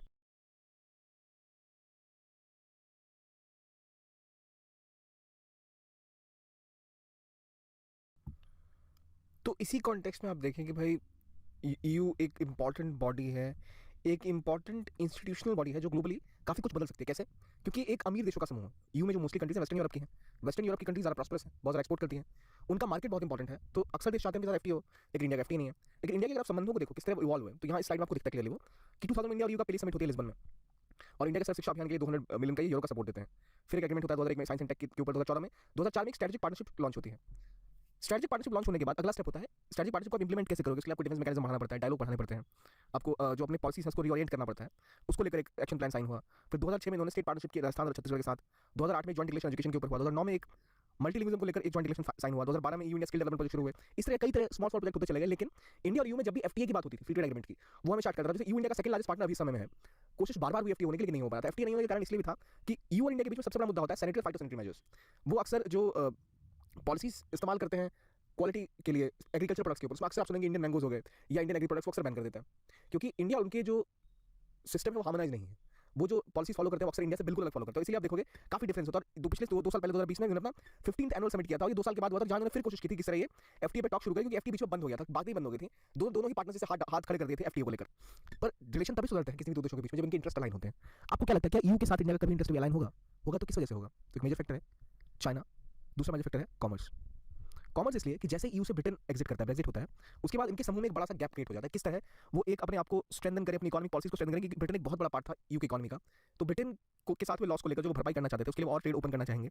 उनकी ओवर डिपेंडेंस है चाइना के ऊपर इकोनॉमिकली, उसको हटाने के लिए उनको एक अलग मार्केट की तलाश है। इंडिया वो मार्केट हो सकता है, इंडिया वो मार्केट है, तो इसलिए चाइना के साथ जो विवाद उनका हुआ, उसके बाद परमानेंटली वो कोशिश कर रहे थे किसके साथ समझ सुधारने की, तो इंडिया के साथ। तो एक एफटीए को लेकर बातें शुरू हुई, ये एरिया था कौन सा? कॉमर्स वाला, यानी इकोनॉमिकली ईयू को रिक्वायरमेंट थी एक पार्टनर की, और है अभी भी, जहां पर इंडिया और ईयू के जो इंटरेस्ट है वो अलाइन करते हैं। दूसरी इंपॉर्टेंट चीज हुई है वो हुई है स्ट्रेटेजिक। जिस तरह से चाइना ने अपने बीआरआई के through, belt and road initiative के थ्रू, लगातार चाइना ने यूरोप और एशिया के छोटे छोटे देशों के ऊपर अपनी इकोनॉमिकली एक मसल फ्लेक्सिंग वाली स्थिति बना के रखी हुई है, कि वो जिस तरह से अपनी ट्रेड को इस्तेमाल करते हैं वेपन की तरह, और जिस तरह डिपेंडेंस चाइना के ऊपर बढ़ रही है छोटी इकोनॉमीज की, उसको लेकर बहुत चिंतित है यूरोप। और यूरोप की चिंता का कारण है कि भाई किस तरह अभी आगे बढ़ा जाए, किस तरह इसको रोका जाए। उस स्थिति में वहां पर इंडिया की रिक्वायरमेंट उनको है, और इसी को लेकर आप देखें रिसेंटली जैसे अमेरिका ने क्या किया है, कैसे अमेरिका की जो पॉलिसी पर्सपेक्टिव है वो बिल्कुल इंडिया की पॉलिसी पर्सपेक्टिव से एक एरिया में मैच कर रहा है। कौन सा एरिया है वो एरिया पता है आपको? वो एरिया है इंडो पैसिफिक। उसी प्रकार से 2021 में ईयू ने भी एक इंडो पैसिफिक स्ट्रेटजी अपनी लॉन्च की 2021 में। इनकी इंडो पैसिफिक स्ट्रेटजी लॉन्च हुई तो उसमें कोशिश ये करी इन लोगों ने कि कैसे वो इंडो पैसिफिक में नई इकोनॉमिक पॉलिटिकल डिफेंस टाइज को बढ़ावा देंगे। तो यहाँ इनका एम क्या है अपनी इंडो पैसिफिक स्ट्रेटजी को लेकर? इनकी इंडो पैसिफिक स्ट्रेटजी को लेकर एम है कि किस तरह इकोनॉमिक रिलेशन स्ट्रॉन्ग करें, अपने इस इलाके में और ज़्यादा इंटरनेशनल ट्रेड रूल्स को जो रिस्पेक्ट करते हैं उसको बढ़ावा दें, कोऑपरेशन हेल्थ केयर से लेकर क्लाइमेट चेंज तक बढ़ाएं। और इन्होंने इसके लिए सस्टेनेबल एनर्जी हो गई, ग्रीन ट्रांजिशन हो गया, ओशन गवर्नेंस हो गया, डिजिटल गवर्नेंस हो गया, कनेक्टिविटी हो गई, सिक्योरिटी हो गई, ह्यूमन रिसोर्सेज हो गई, इसके ऊपर फोकस किया। 7 की एरियाज इनके, मैं रिपीट करता हूँ, sustainable and inclusive prosperity, green transition, ocean governance, digital governance, connectivity, और आपके फिर ह्यूमन सिक्योरिटी और सिक्योरिटी एंड डिफेंस। ये इनके 7 की एरियाज हैं जहाँ इन्होंने फोकस किया कि भाई ये इस रीजन में बढ़ाएंगे ताकि इनकी जो प्रॉब्लम है वो यहाँ सॉल्व हो पाए। बाकी इसके बाद अगर आप और फोकस करो तो इनकी जो इंडो पैसिफिक स्ट्रेटजी बनती है तो उससे इंडिया को क्या फायदा होगा? देखिए जैसे इनके बीच में इंडो पैसिफिक स्ट्रेटजी इनकी बनी तो ईयू इस रीजन में और एंगेज करेगा। कोई भी किसी देश में आता है ना रीजन, कोई रीजन अगर इंडिया ज़्यादा वेस्ट एशिया में या यूरोप ज़्यादा फोकस कर रहा है इस रीजन में, तो एंगेजमेंट उनकी बढ़ने के लिए उनको चाहिए होता है और पार्टनर लाइक माइंडेड कंट्रीज। और यहाँ इंडिया के इंटरेस्ट के साथ कन्वर्ज करेंगे क्योंकि लाइक माइंडेड कंट्रीज है। तो यहाँ जैसे इनकी कन्वर्जेंस बढ़ेगी, एक इकोनॉमिक एक्टर के रूप में, इकोनॉमिक पार्टनर के रूप में इंडिया और ईयू के संबंध सुधरेंगे और एक ज़्यादा ब्रॉड पार्टनरशिप होगी। और इसी के साथ जो जियोपॉलिटिकल टेंशन बढ़ रही है उसको कंटेन करने में, ट्रेड सप्लाई को स्ट्रॉन्ग करने में, सिक्योरिटी प्रोवाइड करने में जो इंडिया रोल प्ले करना चाहता है as a net security provider in the region, India वो कर पाएगा thanks to what? Thanks to EU's reengagement in the region of Indo Pacific. China की एग्रेसिव राइज है उसको कंटेन करने का जो ऑप्शन है वो भी वहाँ से ही काउंटर। तो ईयू की कोशिश वहाँ पे भी है कि वो एक स्ट्रॉन्गर पार्टनरशिप इंडिया के साथ ग्रो कर पाए। तो ये वो रीजन है जहाँ आप देख सकते हो क्यों इंडिया और ईयू के संबंध एक ऐसे मौके पर है जहाँ से they can take a shift. So you can see China, Indo Pacific, commerce में देखोगे ब्रेक्सिट, चाइना में आप देखोगे economic dependence of countries, BRI का जो इंकर्जन हुआ यूरोप में वो, और फिर आप इंडो पैसिफिक में देखोगे टू री एंगेज द रीजन और reinsure the security and prosperity of the region. तो वहाँ पे इनका जो फोकस है वो जैसे आया है तो उसके बाद इंडिया के साथ पार्टनरशिप बढ़ने सुधारने की इनकी संभावनाएं बढ़ती चली गई हैं। अगला अब मुद्दा आता है कि भाई इंडिया और यूरोप के बीच में अभी तक एफटीए है क्यों नहीं? तो देखिए एफटीए होने के लिए लगातार इंडिया और यू बात कर रहे हैं कि भाई हमें अपनी फ्री ट्रेड नेगोशिएशन दोबारा शुरू करनी चाहिए। 2013 में बिल्कुल रुक गया था क्योंकि देखिए जो इनके बीच में जो टॉक्स थी पहले बायोलैटरल ट्रेड और इन्वेस्टमेंट एग्रीमेंट को लेकर थी, वो जैसे मैंने बताया सैनिटरी मेजर्स, फाइटोसैनिटरी मेजर्स को लेकर विवाद था। फिर सर्विसेज को लेकर यूरोप और यूरोपियन यूनियन की जो कंट्रीज हैं वो अक्सर थोड़ा पीछे हटती हैं। जो सर्विसेज सेक्टर इंडिया के लिए बहुत इंपॉर्टेंट है और इंडिया सर्विसेज और सर्विस प्रोवाइडर्स यानी जो लोग हैं, जो वर्कर्स हैं, उनकी फ्री मूवमेंट को लेकर काफी सेंसिटिव है और ये कंट्रीज चाहती है कि वैसा कुछ होना। और इन्हीं चक्करों में इंडिया अक्सर काफी उदासीन था और लगभग कई सालों तक टॉक्स शुरू नहीं हुई। तो ये शुरू हुई और इसके लिए पहले इन्होंने क्या किया, एक कनेक्टिविटी पार्टनरशिप डॉक्यूमेंट बनाया है जिसके तहत ये कोऑपरेट करेंगे किस पे, डिजिटल इंफ्रास्ट्रक्चर प्रोजेक्ट के ऊपर। $150 million from you Pune metro rail project जिसमें इंडिया को प्रोवाइड किया गया। तो ये जो स्टेप्स हैं, अब देखिए जब मैं आपको कह रहा हूँ कि 10 साल से, सॉरी 7 या 8 साल से 10 साल हो ही गए ऑलमोस्ट। तो जो ये कोशिश कर रहे हैं कि ट्रेड सुधरे लेकिन कोई बाइलेटरल इन्वेस्टमेंट ट्रीटी नहीं हो पा रही है, कोई बाइलेटरल एग्रीमेंट उस तरह का नहीं हो पाया एफटीए टाइप से, तो इसका मतलब क्या ट्रेड रुका पड़ा है? नहीं, ट्रेड फिर भी India is the second largest, India का सेकंड लार्जेस्ट पार्टनर ईयू है, they are still trading in more than $100 billion. लेकिन जो अपॉर्चुनिटी थी कि $500 बिलियन का आपके पास जो पोटेंशियल है वो पूरा नहीं हो पाया, तो इससे दोनों को नुकसान ही हो रहा था। तो अब एक सिस्टमैटिक तरीके से आगे बढ़ाने की बात की जा रही है। अब 2021 में जो मीटिंग हुई उसका क्या नतीजा मिला? जो वैक्सीन का कोविड के टाइम में जो वैक्सीन का इशू था उसको लेकर रिकवरी प्लान बनाए गए, जो सार्स कोविड 2 की प्रोडक्शन है उसको लेकर जो और ग्रोथ इंडिया को चाहिए तो उसके लिए इन्वेस्टमेंट चाहिए थी कि भाई इतने सारे वैक्सीन इतने कम टाइम में जो प्रोड्यूस करेगा वो कैपेसिटी बिल्ड करने के लिए इंडिया को चाहिए था सपोर्ट और इन्वेस्टमेंट, जो यूरोप ने प्रोवाइड करी। एक जो स्ट्रेटेजिक पार्टनरशिप है उसको इफेक्टिव रूप से कैसे इंप्लीमेंट किया जाए उसके लिए रोड मैप बनाया गया। और रोड मैप किस साल को लेकर था? 2025 को लेकर कि भाई कैसे हम एक जॉइंट एक्शन प्लान बनाएंगे और स्ट्रेंथन करेंगे इंडिया यूके स्ट्रेटेजिक पार्टनरशिप को। फिर एक safer cleaner more stable world की बात होने की, दोनों के कॉमन इंटरेस्ट कहां पर हैं? दोनों के कॉमन इंटरेस्ट हैं सिक्योरिटी में, प्रोस्पेरिटी में, सस्टेनेबल डेवलपमेंट में और एक साफ सुथरा और स्टेबल वर्ल्ड ऑर्डर क्रिएट करने में। स्टेबल से मतलब क्या है? स्टेबल से मतलब एक ऐसा वर्ल्ड ऑर्डर क्रिएट करना जहां पे कोई भी विवाद ना हो, कोई समस्या ना हो, जहां पर कोई एक पावरफुल कंट्री दूसरी पावरफुल कंट्री को बुली ना करे, जबकि रियलिटी हमें पता है कि भाई अमेरिका भी वही काम कर रहा है, but at least the approach is such. अब अगर मैं आपसे पूछूं कि भाई जो इंडिया यू समिट होगी इसमें अगर आप ट्रेड टेक्नोलॉजी और कनेक्टिविटी की बात करो तो पहले क्या किया लोगों ने, क्या किया होगा भाई? तो ट्रेड टेक्नोलॉजी और कनेक्टिविटी की जो पहली बात उन्होंने करी, इसमें उन्होंने कहा कि भाई हम दोबारा शुरू करेंगे बीटीआईए पर नेगोशिएशन, यानी बाइलेटरल ट्रेड इन्वेस्टमेंट एग्रीमेंट पर बात दोबारा शुरू करेंगे। दूसरा, हम जीआई को लेकर जो नेगोशिएशन उसको दोबारा शुरू करेंगे, ज्योग्राफिकल इंडिकेटर्स। इन दोनों के बीच में एक और बड़ा मुद्दा रहता है हमेशा से, वो है क्या? वो है आईपीआर को लेकर। वेस्टर्न कंट्रीज के साथ आईपीआर यानी इंटेलेक्चुअल प्रॉपर्टी को लेकर हमेशा से विवाद रहता है। वो चाहते हैं इंडिया काफी ज्यादा स्ट्रिंजेंट रूल्स बनाए आईपीआर को लेकर, ताकि इन कंट्रीज की जो आईपीआर है वो सिक्योर रह पाए, क्योंकि इनकी कंपनीज का आरोप रहता है कि इंडिया अपने आईपीआर को स्ट्रॉन्ग नहीं रखता, उसका इस्तेमाल करके वहाँ की कंपनियां हमारी फेक दवाइयां बना देती हैं, फेक प्रोडक्ट्स बना देती हैं। तो उसको लेकर बातें भी थोड़ी सी शुरू हुई हैं। फिर एक कनेक्टिविटी पर पार्टनरशिप डिजिटल एनर्जी ट्रांसपोर्ट और पीपल टू पीपल कॉन्टैक्ट में शुरू हुआ। 5G को लेकर भी बात चल रही है, जिसके ऊपर अलायंस ऑफ 10 डेमोक्रेसीज की बात थी। अलायंस ऑफ 10 डेमोक्रेसीज का कॉन्सेप्ट ये था कि 10 डेमोक्रेसीज वो साथ आएंगी, वो 5G टेक्नोलॉजी पे काम करेंगी, डेवलप करेंगी, जो ओपन होगा, जिसमें कोई सिक्योरिटी थ्रेट नहीं होगा। वो इसलिए था क्योंकि जो पकड़ थी 5G पर वो चाइना की बहुत ज़्यादा थी। उनकी जो कंपनी थी हुआवे, जिसे हुआवे भी कहते हैं, उसके ऊपर आरोप लगातार ये लग रहे थे कि चाइना की रिमोट कंट्रोल कंपनी है, स्टेट कंट्रोल कंपनी है, जो डेटा चुराकर वापस भेजती है। और हुआवे ने बहुत ज़्यादा काम कर रखा था 5G हार्डवेयर के ऊपर, 5G टेक्नोलॉजी के ऊपर। तो कई देशों को लगा कि भाई 10 डेमोक्रेटिक कंट्रीज हैं, साथ हैं और बात करें तो बेहतर तरीके से चीज़ें सुधर सकती हैं। और इंडिया ने ईयू मेंबर्स को इनवाइट भी किया था हाई लेवल डिजिटल फोरम के लिए। तो ये सारी चीज़ें चली थी। तो आप सिंपली कैसे डिफाइन करोगे? बीटीआई पे बात हुई, जीआई पे बात हुई, 5G के ऊपर बात हुई, कनेक्टिविटी प्रोग्राम पे बात हुई, ट्रांसपोर्ट पे बात हुई। ये सारी होती है आपकी इंडिया यूके जो लीडर्स की मीट हुई 2021 में। तो कोई ऐसा बहुत बड़ा आप देखो स्पेसिफिक कुछ नहीं हुआ। अगर मैं आपको ऐसे पूछूं कहाँ बात हुई होगी तो आप ऐसे भी बता सकते हो किन किन एरिया से बात होनी चाहिए, वहीं पर बात हुई थी। फिर जब कोविड-19 आया तो इंडिया ने लगातार कोशिश की थी कि वो इनको एक ट्रिप्स वेवर दे दे। ट्रिप्स वेवर मतलब जो वैक्सीन बन रही थी उसको लेकर जो पेटेंट चाहिए था उस पर उनको वेवर मिल जाता कि इंडियन कंपनीज वैक्सीन डेवलप कर पाए कि दुनिया भर में बहुत इजीली पहुंच पाए। ये इंडिया और साउथ अफ्रीका दोनों ने मिलकर कहा था। और इंडिया ने ईयू का सपोर्ट इसलिए भी मांगा था कि वो जो अपने कई सारे लार्ज स्केल रिन्यूएबल एनर्जी के प्रोजेक्ट्स बनाना चाहता है, चाहे सोलर प्लांट्स की बात हो, चाहे विंड एनर्जी की बात हो, तो वो बड़ा इंपॉर्टेंट है। तो इसी को लेकर ईयू ने भी एक पॉजिटिव अप्रोच रखा था। और इंडिया ने एक इंस्टीट्यूशन, एक बॉडी, एक ऑर्गेनाइजेशन खड़ी करी थी, CDRI, कोalition for CDRI is a coalition for disaster resilient infrastructure, coalition for disaster resilient infrastructure. ये कोशिश की थी कि बार बार जो खासतौर पे अंडर डेवलप कंट्रीज हैं, डेवलपिंग कंट्रीज, उनको बार बार जो क्लाइमेट चेंज की वजह से नुकसान झेलना पड़ता है वो कैसे उसको लेकर सस्टेन कर पाएंगे, कैसे उसको लेकर स्ट्रॉन्ग हो पाएंगे, उसके बारे में था। फिर एक कन्वर्जेंस की बात है रीजनल और ग्लोबल डेवलपमेंट को लेकर। ये सब चीज़ें हैं जहाँ पर फोकस आप कर सकते हो। तो क्लाइमेट चेंज को लेकर सीआरएम में उन्होंने पार्टनरशिप और इन्वेस्टमेंट बढ़ाई है। कोविड के टाइम में भी इंडिया को सपोर्ट प्राप्त मिला था प्रोडक्शन रैंप अप करने के लिए। और इवेंचुअली जो ट्रिप्स का वेवर चाहिए था वो प्रोवाइड हुआ था, पर बहुत लेट हुआ था। इसकी काफी किरकिरी भी थी दुनिया में कि अगर इंडियन कंपनीज को पहले वेवर मिल गया होता या जिस प्रकार का वेवर इंडिया मांग रही थी इंडियन कंपनीज को मिल गया होता तो शायद इंडियन कंपनीज ने बहुत पहले हाई लेवल प्रोडक्शन किया होता। तो जिनकी एनुअल समिट 2020 में हुई थी, दूसरा फोकस था ट्रेड टैक्स के ऊपर, जहां उन्होंने balance ambitious mutually beneficial trade investment agreement focus किया था, नए मैरीटाइम सिक्योरिटी डायलॉग पर फोकस किया था, काउंटर पैरामिलिट्री ऑपरेशन पर फोकस किया था। सीबीआई और यूरोप ने एक मैकेनिज्म लॉन्च किया था कॉम्बैट क्राइम एंड टेररिज्म। फिर सिविल न्यूक्लियर कॉर्पोरेशन को लेकर एक एग्रीमेंट साइन हुआ था जिससे रिसर्च एंड डेवलपमेंट पे इस रीजन में फोकस किया जाएगा। तो दोनों ही कंट्रीज ने कई जगह पे कोशिश की अपने इन्वेस्टमेंट ट्रेड पॉलिसी को बढ़ाने का, और दोनों ने डिक्लेयर किया एक सर्कुलर इकोनॉमिक रिसोर्स एफिशिएंसी, एक डिक्लेरेशन की थी। क्या होती है सर्कुलर इकोनॉमी और रिसोर्स एफिशिएंसी? तो देखिए सर्कुलर इकोनॉमी का कॉन्सेप्ट वही है कि भाई आपने देखा होगा सर, ये 3 तरह के आपको एक निशान मिलते होंगे रोज, रीयूज, रिसाइकल, रीमैन्युफैक्चर। बिल्कुल उसी तरह की बात है, कोई चीज़ प्रोडक्ट प्रोड्यूस होती है उसका हम इस्तेमाल करते हैं और 80 से 90% वो चीज़ एक इस्तेमाल के बाद बेकार हो जाती है। उस तरह सालों, हर साल अरबों डॉलर्स का और बहुत सारे वेट का कचरा जमा होता है जो इन्वायरमेंटल हैवॉक है, इन्वायरमेंटल प्रॉब्लम्स क्रिएट करता है, इंफ्रास्ट्रक्चर प्रॉब्लम क्रिएट करता है, इकोनॉमिक प्रॉब्लम क्रिएट करता है। तो अगर हम एक सर्कुलर इकोनॉमी बनाएं जहां पर हम ऑब्सोलीट चीज़ों को, जिनका इस्तेमाल खत्म हो चुका है, जिन्हें हम कह सकते हैं अब काम की नहीं रही, उनको भी रीयूज में लाएं, चीज़ों को रिसाइकल करें, रीमैन्युफैक्चर करें, ठीक है, रीयूज करें, तो जाकर हम ऐसी इकोनॉमी बना सकते हैं, ऐसा दुनिया खड़ी कर सकते हैं जो सस्टेनेबल होगी, जिसमें आप रिडक्शन ऑफ वेस्ट करते हैं, एफिशिएंट यूटिलाइजेशन ऑफ रिसोर्सेज करते हैं और बेहतर तरीके से चीज़ों को इस्तेमाल करते हैं। स्पेसिफिकली फोकस अंकटैड ने किया था कि भाई इंडिया और चाइना जैसी जो बड़ी इकोनॉमीज हैं, they need to be more circular economies, ताकि वो अपने देश में जो प्रोडक्शन है बड़े इन्वेस्टमेंट मैन्युफैक्चरिंग का, उसका ढंग से यूज कर पाए। अगर वो ऐसा नहीं करते हैं तो काफी दिक्कतें खड़ी हो जाएंगी, क्योंकि स्केल पे इकोनॉमीज बढ़ रही हैं सस्टेनेबल। अब क्लाइमेट चेंज हो, आपका जो भी तरह का पॉल्यूशन, एयर पॉल्यूशन है, वाटर पॉल्यूशन, उसको फाइट करना है तो आपको यूज करना पड़ेगा, चीज़ों को रिफर्बिश करना पड़ेगा जहां आप कर पाओ, ताकि पुराने आइटम से आपका काम चल जाए, या फिर रीइनोवेट करना पड़ेगा चीज़ों को लेकर। अगर आप अननेसेसरी, जैसे भी फास्ट फैशन का दौर है, कोई प्रोडक्ट बनता है उसको फिर आपने कुछ न्यूज़ के फिर फेंक दिया, इस तरह से जो पॉल्यूशन है वो लगातार बढ़ता जाएगा, जो समस्याएं लगातार बढ़ती जाएंगी, and it will not solve any of the issues. So इन चीज़ों को सॉल्व करने के लिए बड़ी जरूरी है कि एक सर्कुलर इकोनॉमी और रिसोर्स एफिशिएंसी क्रिएट, उसको लेकर भी इंडिया यूके के बीच पार्टनरशिप हुई थी। तो आप जब भी अपने एसेट्स को लेकर हमेशा फोकस करेंगे India is trying to push itself into a realm of circular economy. फिर अब बात आती है बड़ी इंपॉर्टेंट जियो स्ट्रेटेजी। मैं ऑलरेडी समझा चुका हूं आपको कि जियो स्ट्रेटेजिकली यू का हमेशा से पार्टनर कौन है? यू का हमेशा से पार्टनर है यूएसए। अब यूएसए का नया चैलेंजर शहर में आया है चाइना। ईयू के लिए लगातार खतरा एक तरफ है कौन, जो अभी भी तांडव मचा रहा है, रशिया। दूसरी तरफ आपको दिख रहा है चाइना खड़ा हो रहा है, क्योंकि इनके सामने ऑलरेडी जो मेन इनका गॉडफादर है वो है यूएसए।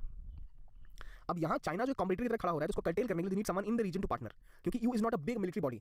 यानी नीटो का जैसे प्रचंड प्रभाव रशिया के ऊपर डर का माहौल उनका होता है, नीटो एक्सपेंड ना हो जाए, वैसा प्रभाव यू का नहीं है, यू को बहुत एक स्ट्रॉन्ग मिलिट्री पावर की तरह नहीं देखा जाता, तो उनको चाहिए होते हैं पार्टनर्स। तो चाइना को कंटेन करने के लिए इन दिस रीजन और जो उनका प्रभाव उसको बढ़ने के लिए India is one of the key partners. और इसीलिए एक पोर्टुगीज जो फाइनेंस मिनिस्टर थे, फॉरेन मिनिस्टर थे, उन्होंने कहा था China is a selective partner, competitor और सिस्टमेटिक राइवल। सिस्टमेटिक राइवल क्यों है? क्योंकि जो वर्ल्ड ऑर्डर है उसमें जो यूरोप जिस तरह ईयू दुनिया को देखता है, उस स्थिति में वो देखता है कि वो दुनिया में डेमोक्रेसी हो, ओपननेस हो, और एक वेस्टर्न इन्फ्लुएंस, वेस्टर्न जो कंसेंसस है, कहते हैं वॉशिंगटन कंसेंसस, ये जो वेस्टर्न वैल्यूज हैं, ओपन स्टेट, ओपन इकोनॉमीज का, स्टेट का प्रभाव कम होने वाला, चाइना उसकी ठीक एंटी खड़ा है। तो उनकी जो वैल्यूज है बिल्कुल भी अलाइन नहीं है चाइना के साथ, तो इसलिए बड़ी समस्या उनके लिए चाइना का राइज जिस तरह से हो रहा है वो भी, और चाइना जो वैल्यूज दिखाता है वो भी। तो that is why it's a systematic rival, it's a geopolitical rival, specifically America को लेकर वो राइवलरी बढ़ी रही है, तो वो हमेशा ढूंढ रहे हैं एक और अलाय। वो अलाय यहाँ पर कौन हो सकता है? तो इंडिया। जियो स्ट्रेटेजिक में ये जो बात है, इसके अलावा एक और जो पॉइंट आपको दिखता है कि मान लो चोक पॉइंट यहाँ पर है, जितने भी चोक पॉइंट्स हैं जहाँ से आपके मूव करते हैं, गल्फ ऑफ एडन की बात करूँ, चाहे मैं स्ट्रेट ऑफ मलक्का की बात करूँ, वहाँ पर जो चाइना का प्रभाव है उसकी वजह से रूल्स बेस्ड ऑर्डर कम है, वहाँ इंडिया के साथ वो पार्टनरशिप कर सकते हैं। अगर आप उनका जो मेनली एक बड़ा हिस्सा ट्रेड का कहाँ से गुजरेगा? सुएज कनाल से गुजरेगा। स्ट्रेट ऑफ हॉर्मुज के आसपास का जो इलाका है वहाँ से जो ऑयल की मूवमेंट हो रही है, ये तो स्ट्रेट ऑफ हॉर्मुज कहाँ पर? ईरान के पास है। आपको सुएज कनाल जाने के लिए कहाँ जाना होगा? जरा चेक करो तो कौन सा इलाका क्या कहते हैं उसको, सोमालिया के साइड से जो स्ट्रेट गई है उसका क्या नाम है? क्या आपको पता है? बिल्कुल पता होना चाहिए। एक बार चेक करिए क्या नाम है उस स्ट्रेट का जो सऊदी अरब सोमालिया के आसपास के रीजन में पड़ती है, क्या नाम है उनका, और कैसे ईरान वाला स्ट्रेट कैसे डिफरेंट है उनसे। तो उस चोक पॉइंट पे अगर शिप्स की मूवमेंट चाहिए, मर्चेंडाइज की मूवमेंट चाहिए, सेफ्टी सिक्योरिटी चाहिए, that can be a big role which can be played by India. वहाँ भी एक स्ट्रेटजी उनका विजन है, उसकी सिक्योरिटी इंडिया इंश्योर करता है। इंडो पैसिफिक को लेकर स्ट्रेटजी पहले आ चुकी है, मैं आपको पहले मेंशन कर चुका हूँ क्या फोकस है उनका। फिर इंडिया और यूरोपियन स्ट्रेटजी जो इंडो पैसिफिक को लेकर है, इनमें एक कन्वर्जेंस है, एक सिनर्जी है। सिनर्जी मतलब जो भारत चाहता है लगभग वैसी ही चीजें यूरोप भी चाहता है इस इलाके को लेकर, स्पेसिफिकली इंडो पैसिफिक को लेकर। इसलिए बड़ी आवश्यकता है कि भारत और यूएस को लेकर संगठित रहें, और जो उनका एक मेन वैल्यू सिस्टम है कि टेरिटरी की इज्जत करना, सोवरेनिटी को रिस्पेक्ट करना, जो इंडिया यू हमेशा से करते आए हैं, उसको लेकर एक स्ट्रॉन्ग स्टांस बनाना, यही कोशिश इंडिया यू की होनी चाहिए। जो पहले यू ने एक्नॉलेज किया था कि इंडिया के साथ एडवांसमेंट हुई है, मॉडर्नाइजेशन हुआ है पार्टनरशिप, और इसको मॉडर्नाइजेशन करने की जरूरत है ताकि सस्टेनेबल पार्टनरशिप बन पाए, लेकिन अभी तक वैसा हमें देखने को नहीं मिला। You 9th largest trading partner बना है, इंडिया का सेकंड लार्जेस्ट ट्रेड पार्टनर है, लेकिन केवल 3% या 4% ही जो पार्ट है यूरोप का वो ट्रेड इंडिया के साथ होता है। तो अब अभी जो वर्ल्ड ऑर्डर में सिनेरियो है, एक रिक्वायरमेंट है कि they go beyond the basic issues which they face with each other. India की companies around 6000 European companies India में प्रेजेंट है, लगभग 1.7 मिलियन लोगों को रोजगार देती है, 5 million people are indirectly employing in India by EU. So EU और EU based companies are providing a lot of employment, a lot of investment to India. Largest foreign investor पिछले एक साल तक रहे थे, 20 के पीरियड में, 20 के पीरियड में 109 बिलियन के आसपास उनका एफडीआई वहाँ से आया था। इट शोज कितना इंपॉर्टेंट है इंडिया के लिए यूरोप। फिर जीएसपी जो जनरलाइज्ड स्कीम ऑफ प्रेफरेंस है, जिसमें इंडियन गुड्स को रिबेट मिलती है, जो कि किसने हटा लिया इंडिया के साथ? जीएसपी, अमेरिका ने। लेकिन यूरोप के साथ अभी तक इंडिया को जीएसपी का फायदा है, इसलिए इंडिया के प्रोडक्ट्स कॉम्पिटिटिव हो जाते हैं, क्योंकि उनको कुछ कस्टम ड्यूटीज नहीं पे करनी पड़ती, कुछ चार्जेस कम देने पड़ते हैं। तो अगर इंडिया एफटीए करता है, क्योंकि अब इंडिया के साथ जैसे जीएसपी खत्म हुआ, तो इंडिया की कोशिश है कि इंडिया अपने आप को स्ट्रांगली स्टैंड करे, लेकिन इंडिया कर नहीं पा रहा अभी तक, क्योंकि ट्रेड पार्टनरशिप तभी बढ़ती है जब एफटीए साइन होगा या कोई ऐसा एग्रीमेंट साइन होगा। इसलिए इंडिया लेकर इसको लेकर काफी सीरियस है कि we need to sign a trade pact to ensure that we get into the competition level. फिर डेवलपमेंट को लेकर हालांकि यूने बहुत सपोर्ट किया इंडिया को, चाहे आप शुरू से देख लो, अभी भी उन्होंने 2 बिलियन यूरो 1976 में जो 2 बिलियन यूरो की कमिटमेंट करी थी, अभी तक आप देखो इतना ज्यादा इन्वेस्टमेंट किया इंडिया में। फिर लेकिन भाई दिक्कत ये ना कि कोई भी चीज आपको डोनेट करेगा ना कोई, तो समझेगा कि आप उसके नौकर बन गए हो। और इंडिया यू के बीच में जो मेजर इशू आता है, जो टसल आता है, वो इस चीज को रहता है कि India focuses on strategic autonomy, और India also have an economic autonomy. Economic autonomy मतलब इंडिया की पॉलिसी वैसी नहीं बनाता इंडिया जैसे यू चाहता है। तो इंडिया का फोकस रहता है कि और ज़्यादा फार्मास्यूटिकल्स में इन्वेस्टमेंट करे और अपनी कंपनीज को फोकस करे, और वो सीधा किसके साथ लड़ाई में है? European big pharma company, European और अमेरिकन बिग फार्मा कंपनी की।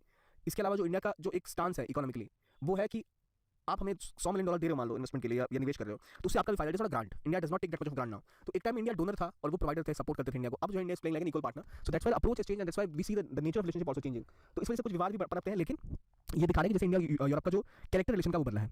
सस्टेनेबल डेवलपमेंट की बात करते हैं, जहाँ पर 2030 का जो एजेंडा है उसको लेकर ये लोग काफी एरिया पे काम कर रहे हैं, चाहे स्मार्ट सिटी इनिशिएटिव हो, वाटर सैनिटेशन की बात हो, क्लाइमेट चेंज इनिशिएटिव हो, यहाँ पार्टनरशिप की बात है। क्योंकि अब यूरोप क्यों इतना हेल्प करेगा इंडिया को? क्या क्या जरूरत है, क्या जा रहा है इंडिया को क्यों हेल्प करेंगे भाई? क्योंकि यूरोप की तो कंट्रीज हैं जिन्होंने सबसे ज्यादा जंगल जलाया, जिन्होंने सबसे पहले जो उत्पात मचा, जिसका नतीजा आज भी हम झेल रहे हैं। इंडिया तो पर कैपिटा में भी कईयों से पीछे है यूरोप के देशों से।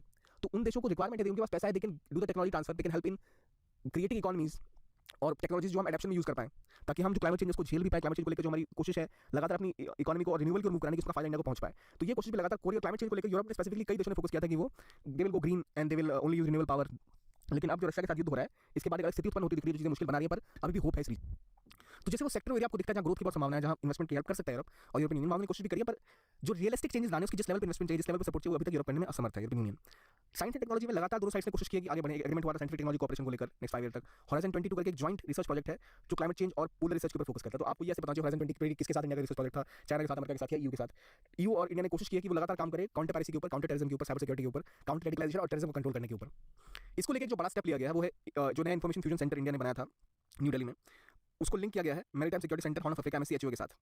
ताकि जो मूवमेंट ऑफ शिप से कहीं से हो रहा है, कोई कहीं से गुजर रहा है, कोई शिप या जो डार्क शिपिंग होती है जिसके तहत स्मगलिंग वगैरह होती है या फिर इलीगल ट्रेडिंग होती है, उसको काउंटर करने के लिए इन्फॉर्मेशन इजीली शेयर हो पाएगी from one zone to another. So ये एक इंपॉर्टेंट स्टेप है again to insuring security and in insuring safe passage of seas across the region. तो वो कोशिश है और चीज़ों को बढ़ाने की। 14th इंडिया यूथ समिट में डिक्लेरेशन भी की थी कि भाई हम काउंटर टेररिज्म को लेकर पॉलिसी अडॉप्ट करेंगे। काउंटर पायरेसी को लेकर Indian navy, European union naval force ने गल्फ ऑफ एडम में एक जॉइंट एक्सरसाइज भी की थी। और जो इस रीजन में पायरेसी ऑपरेशंस को कंट्रोल करने से सिर्फ वेसल की प्रोटेक्शन नहीं होगी, बल्कि जो मेनली इस रीजन में जो अगर आप देखो ना, जो अफ्रीका है, अफ्रीका के रीजन में भयंकर गरीबी है और वहाँ पर अगर आप एड भी भेजते हो तो वो एड भी लोग वहाँ के पायरेट्स चुरा लेते हैं। तो वहाँ उस वजह से एक बड़ी समस्या उत्पन्न है। इसको कंट्रोल करने के लिए बड़ा इंपॉर्टेंट है कि वहाँ पे चीज़ों को आप सस्टेन करके रखो, जो कोशिश लगातार इंडिया यू कर रहे हैं। फिर बात माइग्रेशन की आती है, मोबिलिटी की आती है, इसको लेकर जॉइंट एग्रीमेंट हुआ।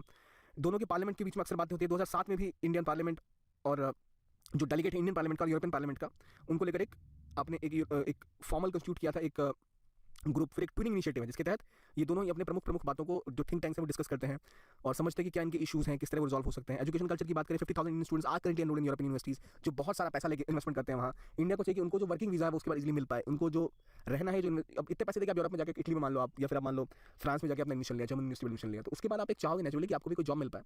तो उसके लिए आपको वहाँ पर स्टे और वहाँ पर रहने के लिए भी सुविधा होनी चाहिए। और जब भी बात एजुकेशन की आती है तो क्या और होता है, स्कॉलरशिप्स। तो कई यू के जो एरामस मंडल स्कॉलरशिप है उससे मिलती है कई लोगों को स्कॉलरशिप, और वहाँ इशूज़ भी क्या है वीज़ा को लेकर और वर्किंग वीज़ा को लेकर। फिर मल्टीलैटरल फोरम में इंडिया और यू की पार्टनरशिप बढ़ी है in terms of climate change negotiation, G20, और इंडिया लगातार जो सिक्योरिटी काउंसिल में क्लेम कर रहा है अपने को लेकर, इसलिए इसके लेकर यू का सपोर्ट बड़ा लाजमी है क्योंकि ऑब्वियसली वो एक मेजर हेफ्ट रखते हैं, मेजर ग्रुप है UN में, तो वहाँ भी कोशिश है। इंडिया लगातार जो विवाद है इसमें अगर आए देखिए ये सारी चीज़ें आपको दिख रही है, अच्छा चलो ये सारी चीज़ें होनी चाहिए। विवाद क्या है? विवाद में पहला, चाइना के साथ उनका ट्रेड 13% से ऊपर, इंडिया के साथ 1.3% है। जो broad based trade investment agreement है BIT वो हुई नहीं है कभी, और लगातार होने की कोशिश इंडिया कर रहा है कि जो इनके इंडिया के यूरोपियन यूनियन के साथ कम अच्छे संबंध है, जबकि इनके पार्टनर्स जो हैं जैसे India, Germany, India, France, India, UK, इनके साथ ज़्यादा अच्छे संबंध थे। तो इंडिया ने भी कोशिश नहीं की कि अब इस ग्रुप के साथ ज़्यादा स्ट्रॉन्गली रिलेशन ग्रो करे, बल्कि पार्टनर कंट्रीज के साथ ज़्यादा अच्छे ट्रेड रिलेशन ग्रो करे। तो ये मुद्दा यहाँ पर ये भी है कि इनका विवाद बार बार ये हो जाता है कि इंडिया किसी भी बायलैटरल मुद्दे पर डायलॉग देते हैं, बातें कर देते हैं, CA की बात हो गई, कश्मीर की बात हो गई, ये इंडिया को प्रोटेक्शनिस्ट दर्जा देते हैं कि भाई अपने ऊपर टैरिफ बढ़ा के रखते हो, अपने प्रोडक्ट्स को बचाना चाहते हो। स्पेसिफिकली कार की जो मैन्युफैक्चरिंग इंडिया में बाहर से कारें आती है तो बहुत हाई कस्टम ड्यूटी 100 से 200%, तो इस वजह से वो कंपनीज इंडिया में आके कार बनाती हैं। तो ये यूरोपियन कंट्री से कहना है कि आप हमारी कारों पर कस्टम ड्यूटी कम करो, हमारी वाइन, हमारी मेडिसिन के ऊपर आप कस्टम ड्यूटी कम करो, ताकि वहाँ की कारें, वहाँ की कंपनियाँ वहाँ बना के इंडिया में बेचें। तो वो इंडिया इसलिए नहीं कर सकता क्योंकि इंडिया में जो अपना सिस्टम क्रिएट हुआ है वही खत्म हो जाएगा उससे। तो एंटी माइग्रेशन अल्टरनेशनलिस्ट सेंटिमेंट जो यूरोप में खड़ा हुआ है उसका प्रभाव ये होगा कि वहाँ पर वीज़ा रिजीम को लेकर इंडिया के लोगों के खिलाफ जो एक हेट स्पीच बढ़ी है और इंडियन लोगों के खिलाफ जो एक रेसिस्ट अटैक बढ़े हैं उसको लेकर मुद्दा है। फिर EU ने रिसेंटली ग्रीन पास सिस्टम शुरू किया था जिसमें इंडियन कोविशील्ड लगे हुए लोगों को बाहर रखा था। तो ये मतलब भाई एक बहुत ही अजीब सी बात है कि आपने इंडियन वैक्सीन के लोगों को बाहर रख दिया। तो कोविशील्ड को लेकर फिर बाद में अप्रूवल दिया कि हाँ चलो आ सकते हैं, लेकिन वो एक बड़ा विवाद था जो उनके बीच में हुआ था। फिर एक रिफ्यूजी क्राइसिस जो हो रही है यूरोप में, स्पेसिफिकली 2015 में रिफ्यूजी क्राइसिस हुआ था जब EU टर्की के बीच में माइग्रेशन डील हुई थी और बाल्कन रूट बंद हुआ था। तो इस रिफ्यूजी क्राइसिस के बाद यूरोप में एक बड़ी अजीब सी स्थिति बन गई थी कि किस तरह रिफ्यूजी पास होंगे, क्योंकि बहुत सारे रिफ्यूजी यूरोप में आ रहे थे। अभी फिर एक रिफ्यूजी क्राइसिस स्टार्ट हुई यूक्रेन को लेकर। तो ये रिफ्यूजी क्राइसिस उसको कैसे मैनेज करते हैं, क्या पॉलिसी इख्तियार करते हैं, वहाँ लेकर विवाद है। और उसी चक्कर में कहा जाता है कि भाई वो इंडिया को लेकर भी काफ़ी सख्त है in terms of let's say Rohingyas को इंडिया को दे देना चाहिए जो सपोर्ट है वो भाई, और यूरोप खुद इसमें कन्नी काट रहा है क्योंकि उनकी अलग अलग प्रॉब्लम्स हैं। तो वो भी बात अलग है कि किसको आप कैसे फोकस करते हो। Okay with European refugees, but Ukrainian refugees, but not okay with African refugees या फिर अफगानिस्तान से रेफ्यूजी देश में आते हैं। तो वो उनकी दोगली नीति भी बताता है कि आप टू फेस इन दैट। अब हालांकि इंडिया यूरोप का एक मेजर स्ट्रॉन्ग स्ट्रेटेजिक पार्टनरशिप बनने की संभावना है और ऑलरेडी ग्रोथ हो रही है, लेकिन still a lot of things to be done. उसमें एक मेजर चीज मैंने बार-बार बोली हुई है BTI, broad based trade investment agreement. क्या भाई ये FTA 2007 से नेगोशिएशन शुरू हुई, 15 राउंड की नेगोशिएशन हुई जिसमें ट्रेड, गुड्स, सर्विसेज सबकी बात थी, लेकिन ये मुद्दा कहीं बढ़ा नहीं और इंडिया का EU का डिमांड था कि आप टैरिफ हटा दो इसके ऊपर, शराब के ऊपर, स्पिरिट्स के ऊपर, डेयरी के ऊपर, ऑटोमोबाइल्स के ऊपर। इंडिया ने कहा भाई इसका मतलब क्या होगा कि आपके इंपोर्ट इंडिया में आएंगे, मैन्युफैक्चरिंग इंडिया में होगी नहीं, जो मेजर बैरियर ये था। फिर इंडिया ने डिमांड की कि भाई आप सैनिटरी बैरियर हटाओ, फाइटोसैनिटरी बैरियर हटाओ, टेक्निकल बैरियर हटाओ, और जो हमारी चीज़ों पर बहुत स्ट्रिक्ट लेबलिंग आप करते हो, ट्रेड मार्किंग फॉलो करते हो, इंडिया का एक्सपोर्ट घट जाता है वो हटाओ। आप जो ह्यूमन राइट्स और सोशल एनवायरमेंट स्टैंडर्ड की जो आप इशूज क्रिएट करते हो वो बंद करो। IPR को लेकर आप लगातार इंडिया IPR को स्ट्रॉन्ग करने कह रहे हो। इंडिया के नाम IPR को स्ट्रॉन्ग कर देंगे कि चलो ठीक है जो पेटेंट जिनका सामान करेंगे, पर आपकी कंपनी क्या कर रही है, एवरग्रीनिंग कर रही है। एवरग्रीनिंग पेटेंट मतलब एक छोटा सा चेंज करके आपने प्रोसेस बोला भाई नया प्रोडक्ट है, नया प्रोसेस है, तो इसलिए नया प्रोडक्ट है, इस पे फिर से पेटेंट मिलेगा। मतलब मान लो कोई चीज आपने डेवलप की 20 साल तक आपके पास एक्सक्लूसिव राइट्स है, कोई चोरी नहीं करेगा। आपको देखा 20 साल होने वाले, आपने क्या थोड़ा सा चेंज कर दिया उसमें और उस दवाई को बंद कर नई दवाई लेके आ गए, बोलिए बिल्कुल नई दवाई है और ये नया पेटेंट हमें चाहिए, फिर 20 साल इसको सेव करो आप। जबकि वो जो पेटेंट एक्सपायर हो चुका था वो सेम प्रोडक्ट है, बस आपने हल्का सा बदलाव कर दिया और क्लेम कर दिया नया पेटेंट है, नया प्रोडक्ट है। तो इस तरह के जो आप पेटेंट्स को चेंज करते हो, हल्का सा बदलाव करके पूरा का पूरा नया प्रोडक्ट दिखा देते हो। मतलब मान लो एग्जांपल आपको, तो आपने लेट्स से एक केक बनाया, ठीक है, कि केक मैंने बनाया, केक बिल्कुल नया प्रोडक्ट से पेटेंट चाहिए, तो कोई और कंपनी 20 साल तक केक नहीं बना सकती, ठीक है, आपको पेटेंट मिल गया। लेकिन जैसे हमने देखा 19 साल हो गया, मैं कहा भाई अब तो केक सब बना लेंगे, पेटेंट खत्म हो रहा है, तो आप क्या करो, केक में चॉकलेट डाल दो, बोलो ये चॉकलेट केक है और ये बिल्कुल नई डिस्कवरी है, तो कोई भी अब चॉकलेट केक अगर बनाता है तो वो मेरे प्राइवेसी का हनन होगा, मेरे जो मेरा ये पेटेंट का उल्लंघन होगा, बाकी केक बंद कर दोगे, सब कुछ आप चॉकलेट केक में शुरू करोगे। जबकि आपने किया, उसमें फ्लेवर ऐड किया केक में चॉकलेट का, तो वो नई डिस्कवरी तो है नहीं, लेकिन आप कोशिश कर रहे हो कुछ टाइम स्ट्रॉबेरी केक की बात करो, बढ़ाते चले जाओ चीज़ों को, आप एवरग्रीनिंग की कोशिश कर रहे हो, जिससे जो दूसरे जो कंट्रीज हैं, दूसरी कंपनीज है वो आपके पेटेंट एक्सपायर होने के बाद भी चीज़ों का फायदा ना उठा पाए। तो ये मुद्दा इंडिया में था कि इंडिया कहना कि American companies are doing evergreening of products and that's why creating issues. और इंडिया चाहता है कि हम इसके विरोध में, क्योंकि इससे होता है कि दवाइयों के दाम बढ़ जाते हैं, इनोवेशन भी घटता है और जो रिसर्च है, जो टेक्नोलॉजी का फायदा आम व्यक्ति तक नहीं पहुंच पाता है। फिर डेटा सिक्योरिटी को लेकर इंडिया बड़ा इशू है, यूने अभी तक इंडिया को डेटा सिक्योरिटी का स्टेटस नहीं दिया हुआ, जिससे कि इंडिया की जो डेटा जाता है उसको सेंसिटिव माना जाता है और इंडिया में जो कंपनीज हैं उनकी बिजनेस को एक्स्ट्रा पैसे देने पड़ते हैं, एक्स्ट्रा महंगा उनको पड़ता है कि they are not consider data secure. तो वो भी बात है कि क्यों हमें डेटा सिक्योर नहीं, क्योंकि जो अमेरिका यूरोपियन कंट्रीज का डेटा प्राइवेसी स्टैंडर्ड है वो बहुत हाई है, उनकी रेगुलेटरी नेम बहुत हाई है, और इसी चक्कर में कहते हैं कि भारत के पास ये रूल्स नहीं है, आप इसको फॉलो नहीं करें, आप कैसे सिक्योरिटी का दर्जा ले रहे हैं। सर्विस सेक्टर में इंडिया ज़्यादा एक्सेस चाहता है, ईयू इंडियन इकोनॉमी को लेकर एक्सेस चाहता है मोड 3 के अंदर, इंडिया मोड 4 पे फोकस करता है, वहाँ से जो सर्विस प्रोवाइडर है उनकी एंट्री होती है, इजी वीजा वगैरह वगैरह। यूरोप का फोकस पे नहीं है, यूरोप का फोकस है कि भाई हमको बस आप अपने देश का टारगेट वो दे दो, एक्सेस मूवमेंट इजी दे दो, बस दैट्स इट। फिर डिस्प्यूट सेटलमेंट को लेकर इशू है कि भाई कैसे डिस्प्यूट सेटलमेंट मैकेनिज्म फॉलो होगा, क्योंकि इंडिया ये हमेशा कहता है कि आप हमें सू करो, उससे पहले आपको इंडियन कोर्ट में जाना पड़ेगा आर्बिट्री काउंसिल में सू करने के मुकाबले, लेकिन वो यूरोपियन कंपनियां चाहती हैं कि वो इंडियन स्टेट को बाहर जाके किसी आर्बिट्री काउंसिल में सू कर सके। फिर इंडिया को लेकर ये भी प्रॉब्लम है यूके कंट्रीज की, भाई 2016 में इंडिया ने जो अपना बीआईटी बायोटेक इन्वेस्टमेंट इन्वेस्ट किया था फ्रांस यूके के साथ, क्योंकि मेरा मॉडल बीआईटी ने डेवलप किया था, उसको लेकर विवाद है कि भाई आपने वो कर दिया, क्या पता फिर आप बीआईटी लेके आ जाओ। और दोनों देशों की साइड से, दोनों ग्रुप की साइड से पॉलिटिकल विल की कमी है, they are not taking strong steps. और जो इटालियन मरीन्स कुछ सालों पहले पकड़े गए जो इंडियन एक मछुआरे को गोली मारी थी, और वो एक बहुत बड़ा मुद्दा बना था इंडिया यूके बीच में। फिर इंडियन जो अल्फेंसो मैंगोज है, 4 प्रकार की सब्जियां थी, उन पे बैन लगाया गया था, जिसकी वजह से इंडिया को बड़ी दिक्कत थी, दुनिया में ज़्यादा क्या दिक्कत है। तो इन इश्यूज की वजह से भी काफी बाइटल इश्यूज को चोट पहुंची थी, जिन चीजों को जब हम स्ट्रीमलाइन ना करें, नेगोशिएट ढंग से ना करें, चीजें आगे नहीं हो सकती। तो वे फॉरवर्ड क्या है भाई, वे फॉरवर्ड है they should be better negotiation, better diplomacy play, they should focus on green technology, AI, areas of convergence, strategic partnership to focus on growth, and they need to focus on pharmaceuticals, need to focus on areas of new avenues. हमने Covid में देखा partnership कितनी important है, and why India is also needed by the country. So in areas पे focus करना ज़्यादा important, तभी जाकर चीजें सुधर पाएंगी। और बीटीआई की कंक्लूजन इकलौता तरीका नहीं है, इसके अलावा और भी कई जगह जहां इंडिया और यू कोलैब कर सकते हैं और आगे बढ़ सकते हैं।